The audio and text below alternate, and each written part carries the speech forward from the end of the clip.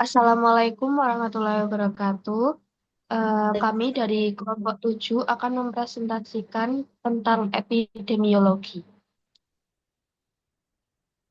Next. Sebelumnya, izin memperkenalkan diri. Saya sendiri Nisrina Najwa Fibriana dengan NIM belakang 069. Saya Suci Kusuma Arum dengan NIM 053. Saya Maisa Munariana Mahira dengan NIM 062. Saya Aulia Nurul Jana dengan NIM akhir 074.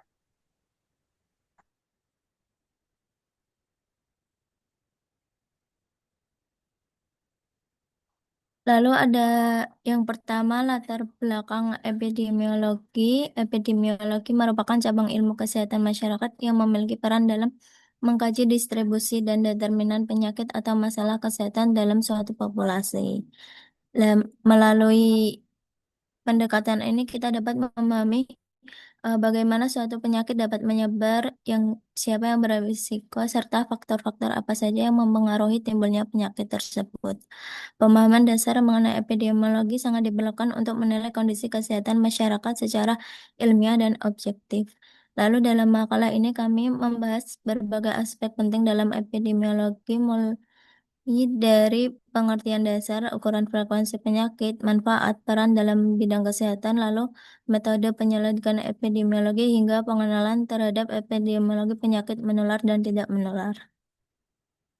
Rumusan masalah adalah dasar-dasar epidemiologi, pengertian, manfaat, peran, lalu ada ukuran frekuensi penyakit di epidemiologi observasional, lalu pengertian epidemiologi penyakit tidak menular dan menular.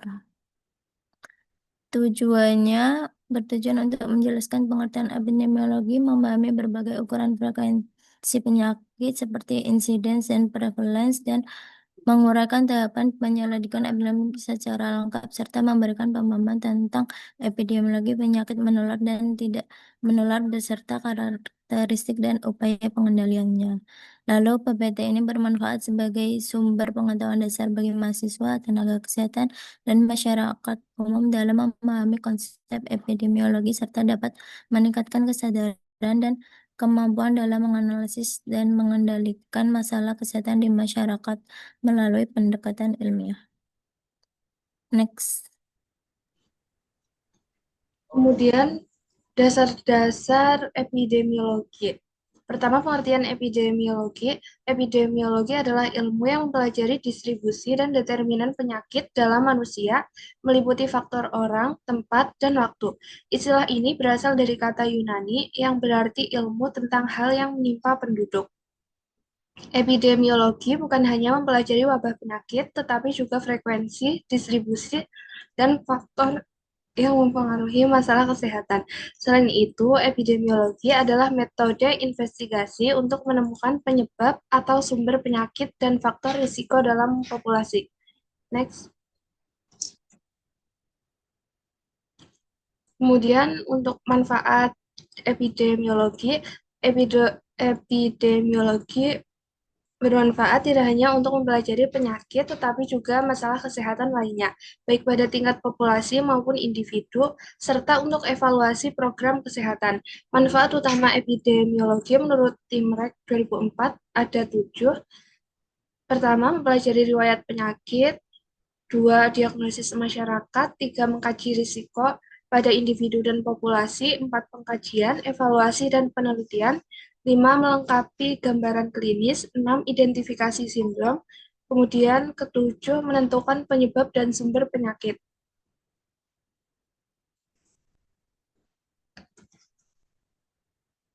Kemudian ketiga ada peran epidemiologi. Peran epidemiologi dalam kesehatan masyarakat meliputi menjelaskan besarnya masalah kesehatan dan penyebarannya, menyiapkan data penting untuk perencanaan, pelaksanaan, dan evaluasi program kesehatan, mengidentifikasi faktor penyebab masalah kesehatan, dan epidemiologi juga berinteraksi dengan disiplin lain seperti administrasi kesehatan, biostatistik, dan kesehatan lingkungan, serta berperan dalam perencanaan dan intervensi kesehatan seperti diagnosis epidemiologi untuk masalah sosial dan kesehatan masyarakat.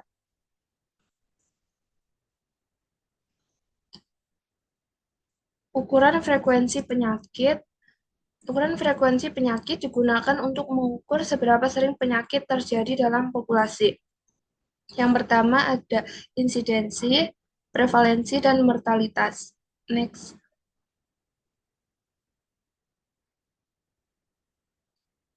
Studi epidemiologi observasional dan eksperimental.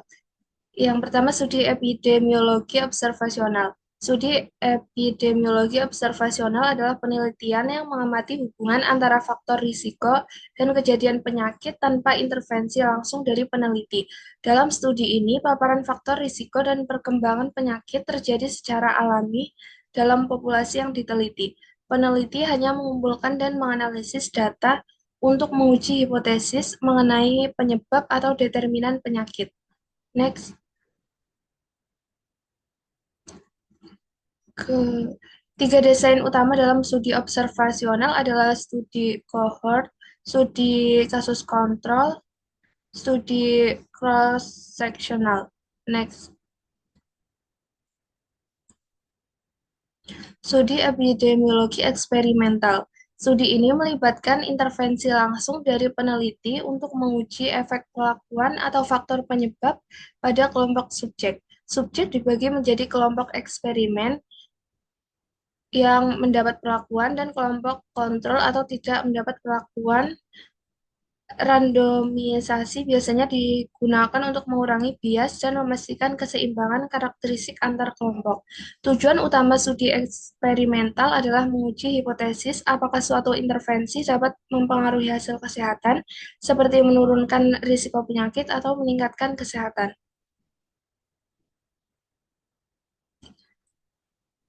Ciri-ciri penting studi eksperimental yaitu kontrol ketat terhadap kondisi penelitian, penggunaan randomisasi untuk menghindari bias, kemampuan analisis statistik yang kuat, dapat berupa pre-eksperimen, kuasi-eksperimen, atau eksperimen penuh. Contohnya uji klinis vaksin dengan kelompok peserta yang divaksinasi dan kelompok kontrol untuk mengukur efek vaksin terhadap kejadian penyakit.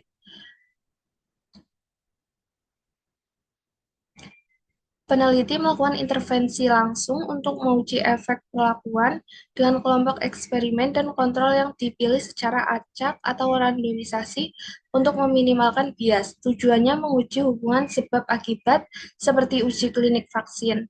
Studi ini memiliki kontrol ketat dan analisis statistik yang kuat, bisa berupa pre-eksperimen, kuasi-eksperimen, atau eksperimen penuh. Next.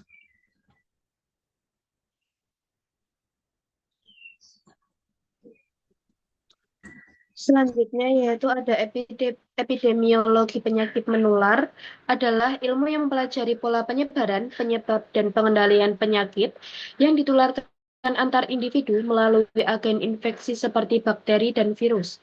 Penularannya dipengaruhi oleh interaksi antara agen, manusia sebagai inang, dan lingkungan. Pengendalian penyakit menular melibatkan vaksinasi, edukasi, dan perbaikan lingkungan untuk mencegah wabah dan mengurangi resiko infeksi. Next. Selanjutnya yaitu ada epidemiologi penyakit tidak menular. Penyakit tidak menular atau PTM seperti hipertensi dan diabetes disebabkan oleh interaksi agen, manusia, dan lingkungan juga. PTM menjadi penyebab utama kematian, terutama pada usia produktif, mempengaruhi faktor risiko yang bisa dan tidak bisa diubah. Deteksi dini penting karena penyakit ini berkembang tanpa gejala. Program Posbindu membantu mengendalikan PTM di Indonesia. Pencegahan meliputi gaya hidup sehat, pengendalian risiko, kebijakan, dan akses layanan kesehatan. Next.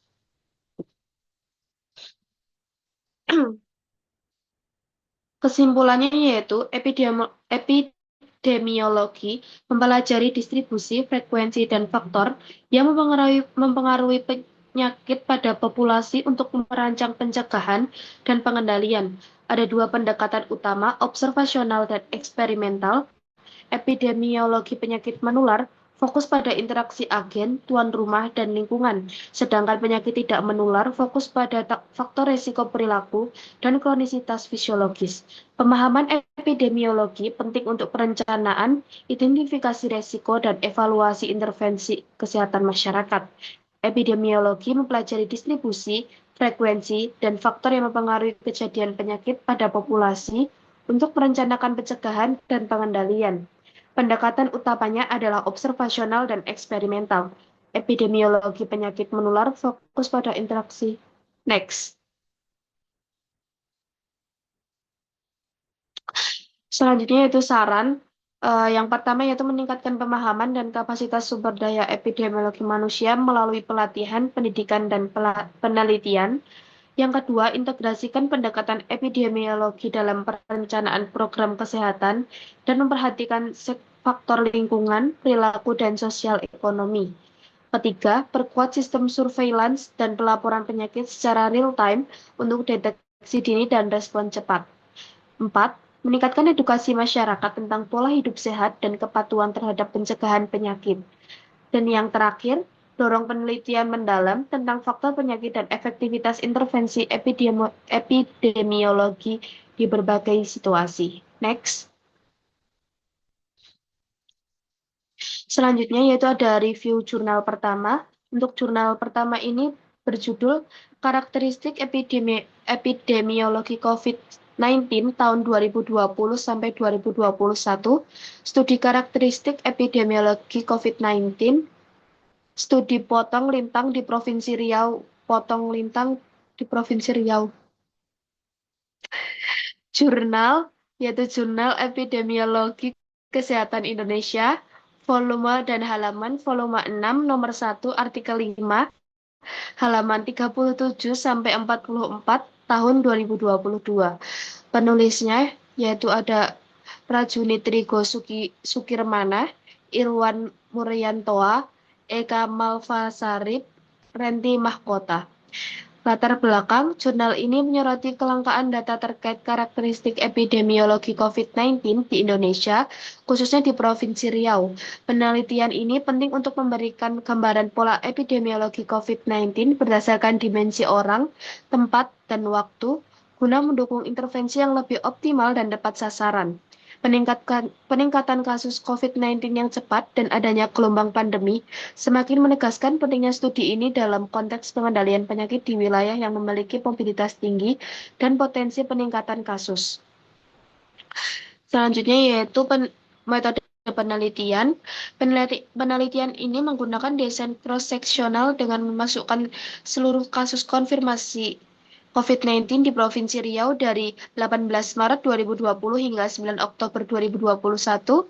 Data yang diambil dari aplikasi National All Record dengan total sampel sebanyak 122.497 kasus.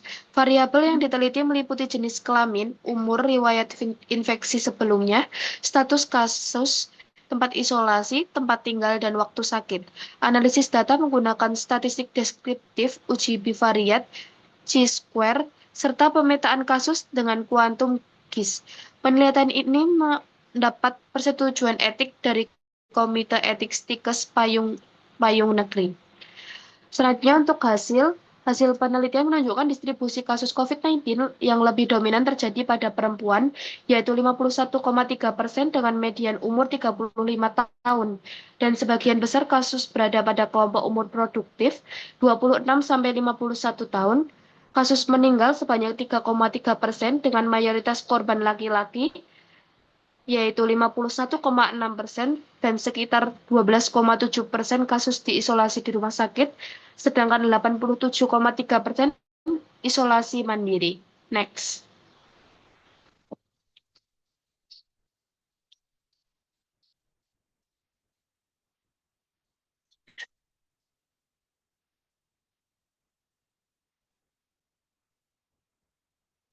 Sebaran geografis menunjukkan 70,5% kasus berada di wilayah daratan. Studi juga mengidentifikasi adanya gelombang pandemi sebanyak 3 kali selama periode penelitian, dengan puncak kasus di Oktober 2020, Mei, dan Juli 2021. Infeksi ulang juga terdeteksi tetapi dalam proporsi kecil, yaitu 0,4%.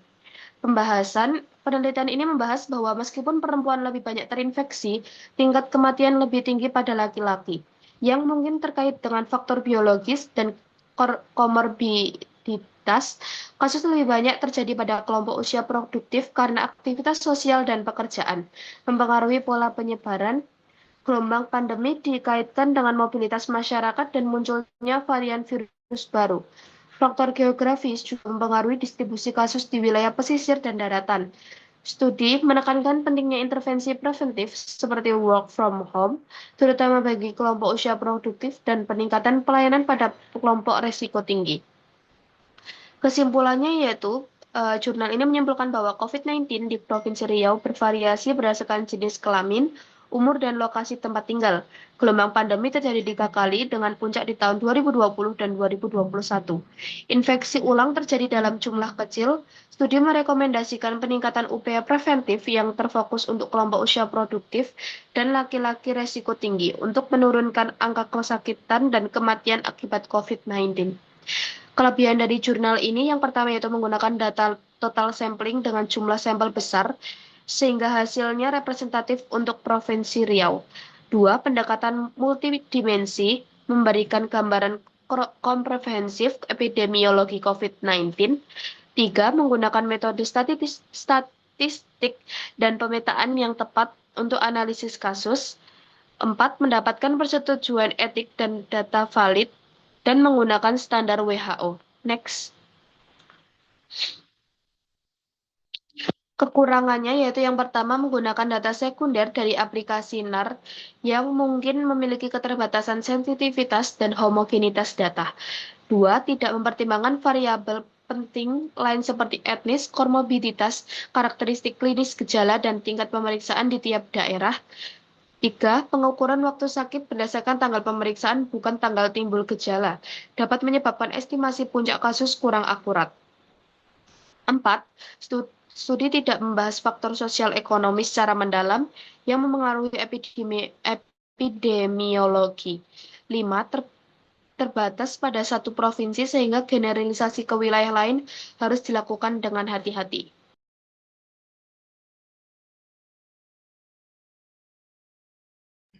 Untuk review jurnal yang kedua berjudul Epidemiologi Kejadian Luar Biasa Malaria bulan September sampai November 2024. Studi serial kasus di Kabupaten Indragiri, Hilir, Provinsi Riau. Nama jurnalnya Jurnal Epidemiologi Kesehatan Indonesia. Volume dan halamannya volume 9 nomor 1 artikel 2 halaman 9 sampai 18 tahun 2025. Untuk penulisnya Rajuni Trigo dan lain-lain. Latar belakang malaria tetap menjadi masalah kesehatan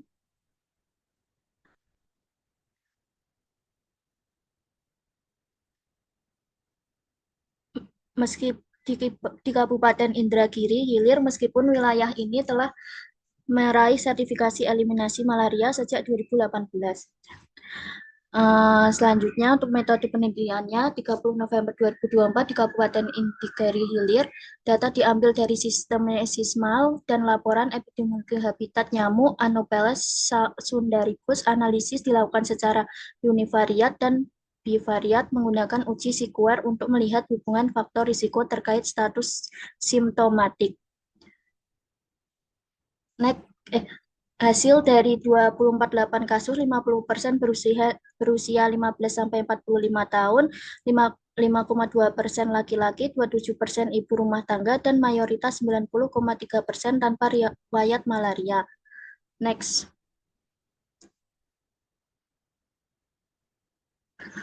Untuk pembahasannya, kelompok usia 15-45 tahun memiliki risiko tinggi karena aktivitas di luar rumah pada jam nyamuk aktif, sedangkan laki-laki lebih banyak mengalami gejala simptomatik yang signifikan berkaitan dengan kontak nyamuk lebih lama. Kesimpulannya, KLB malaria di Kabupaten Indragiri Hilir pada September sampai November 2004 terjadi dominan pada kelompok usia produktif dan laki-laki. Plasmodium vivax adalah jenis Plasmodium dominan yang menyebabkan kasus. Habitat nyamuk vektor utama berada di lagun berair payau dengan salinitas tertentu. penanggulangan yang terpadu melalui deteksi dini, ketersediaan alat diagnostik, dan obat anti malaria. Kelebihan dari jurnal ini yaitu penelitian ini terletak pada desain kasus serial yang menyertakan seluruh kasus selama KLB sehingga memberikan gambaran epidemiologi yang komprehensif. Penggunaan data real-time dari sistem SISMAL serta pemetaan geografis dengan GIS meningkatkan validitas dan memberikan informasi spasial yang akurat. Kekurangannya, penggunaan data retrospektif yang berpotensi bias pada beberapa variabel seperti riwayat malaria dan waktu berobat, serta desain observasional yang tidak memungkinkan kontrol penuh atas variabel penyebab lain sehingga hubungan kausal belum bisa dipastikan. Next. Untuk review jurnal yang ketiga berjudul Karakteristik Epidemiologi Penyakit Infeksi Saluran Pernafasan Akut atau ISPA di Puskesmas Telaga Biru. Jurnalnya diambil dari Healthy Tadulako Jurnal atau Jurnal Kesehatan Tadulako.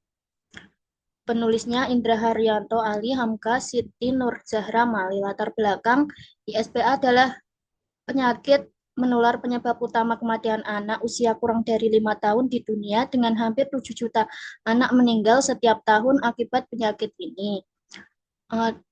Jurnal ini menggunakan metode penelitian yang bersifat deskriptif dengan pengumpulan data sekunder dari buku registrasi pasien dan sistem pencatatan dan pelaporan terpadu puskesmas. Hasilnya, jumlah kasus ISPA selama 2021 sampai 2022 sebanyak 2.629 kasus, meningkat dari 1.007 kasus di 2001 menjadi 1.622 kasus. Next.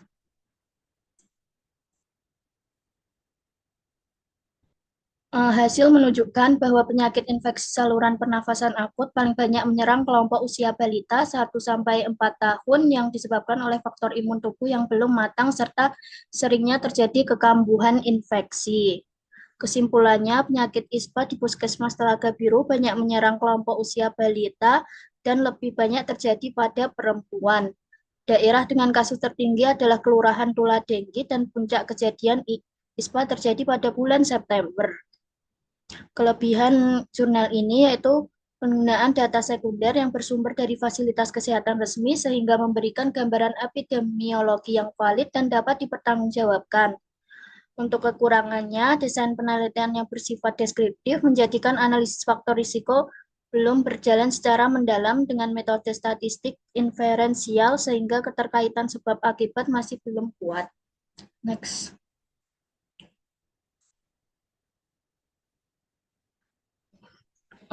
Selanjutnya, studi kasus dengan judul Gambaran Epidemiologi Kasus Leptospirosis di Kabupaten Boyolali, Provinsi Jawa Tengah.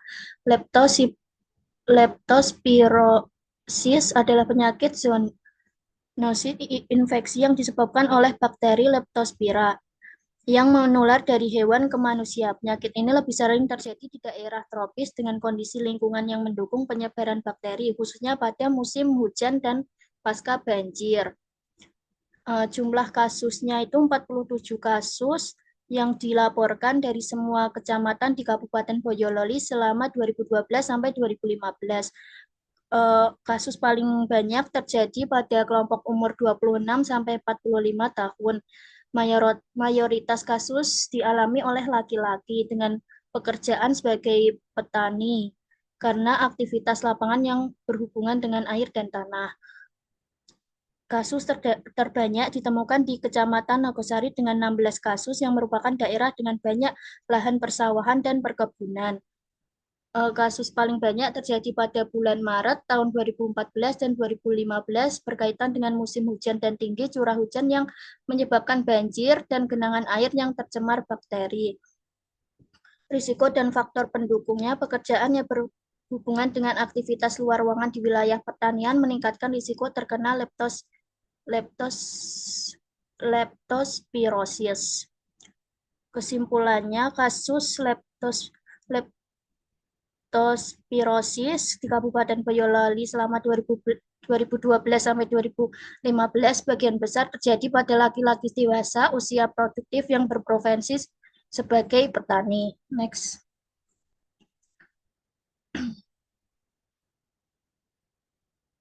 Nah, ini untuk latihan soalnya. Bisa di next.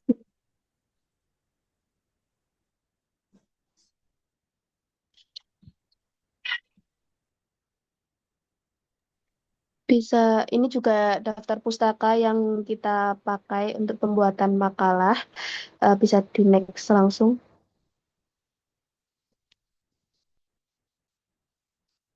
Next. Mungkin sekian presentasi dari kelompok 7. Jika ada kesalahan, mohon maaf. Wassalamualaikum warahmatullahi wabarakatuh. Waalaikumsalam warahmatullahi wabarakatuh.